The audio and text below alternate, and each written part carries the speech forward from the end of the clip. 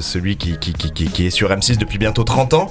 Et j'aimerais bien qu'on fasse entrer Mac Lesguy, s'il vous plaît. Mac Lesguy. Ouais. Jingle.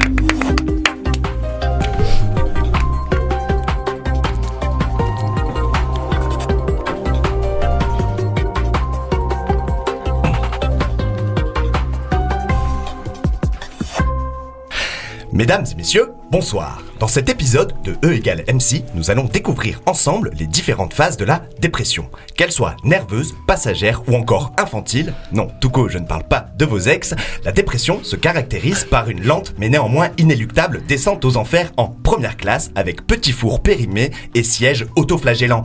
Je vous propose de partir avec moi dans cette formidable aventure qu'est la dépression. Comment en passer à côté du suicide? Est-ce une bonne solution que de taper sa femme? Pour répondre à ces questions, analysons les différents stades de la dépression.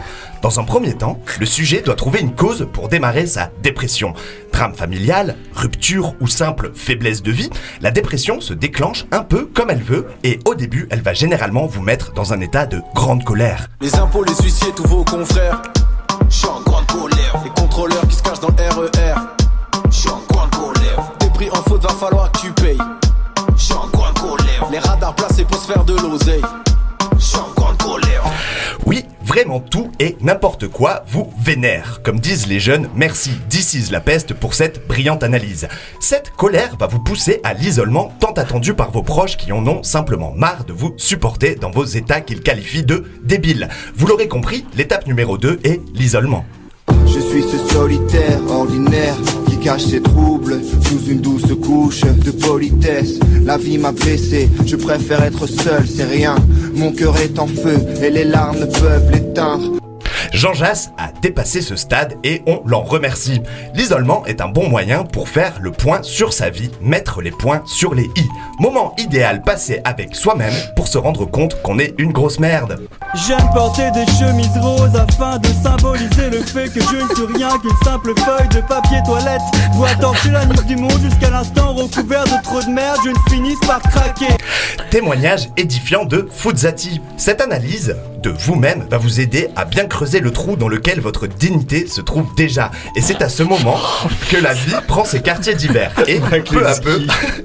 Putain, Mac, je me sens pas mieux. S'il vous plaît, écoutez-moi. Peu à peu, vos envies s'amenuisent.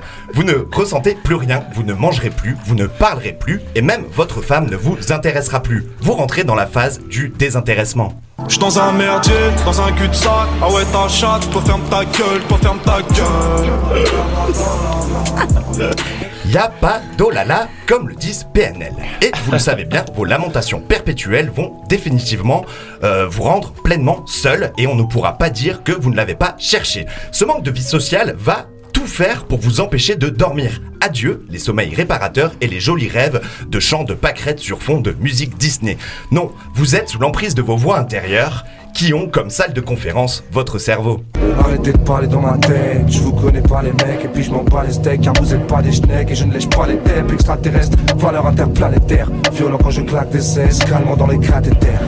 Merci Grumps. Prochaine étape de ce marathon en direction du croque-mort, car oui, si vous caressez l'espoir de vous en sortir un jour, c'est bel et bien que la dépression vous a rendu complètement con. Qu'on se le dise, la prochaine phase est le déni. Mais bon, croyez pas que je kiffe des rondes morts quand je suis à table. Baba, j'bibi en bas. Le temps passe, je vois le soleil se lever, se coucher, je mens quand je dis ça va.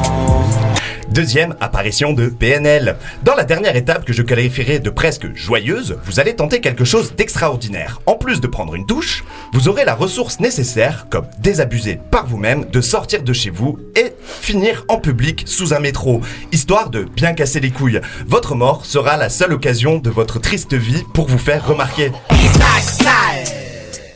Ainsi que ses cheveux sont blue jean, gratte ses si grandes jambes. C'est le darkness.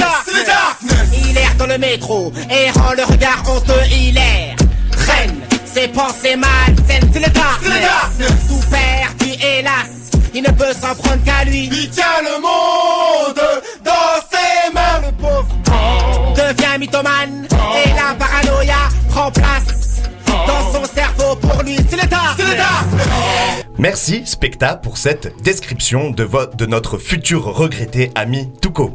Voilà, l'émission touche à sa fin, tout comme la vie de Tuco. Et n'oubliez pas qu'il y a une vie après la mort. Et j'encourage allègrement ceux qui y croient à rejoindre cette deuxième vie pour le plus vite possible afin de libérer la planète de ses dégénérés mentaux. J'espère que cette émission vous a éclairé sur le sujet et que vous pourrez déceler cette pathologie chez un ami, un proche, un parent ou votre enfant, car vous êtes vous-même un parent dépressif. La semaine prochaine, je ne serai hélas pas avec vous car j'ai un séminaire sur la fils de puterie. Merci d'être fidèle à E égale MC. Je vous quitte sur ce formidable morceau d'un certain Orelsan avec son Suicide Social. Bonsoir. Merci Max, ça va, je me sens bien, je pense, anesthésié.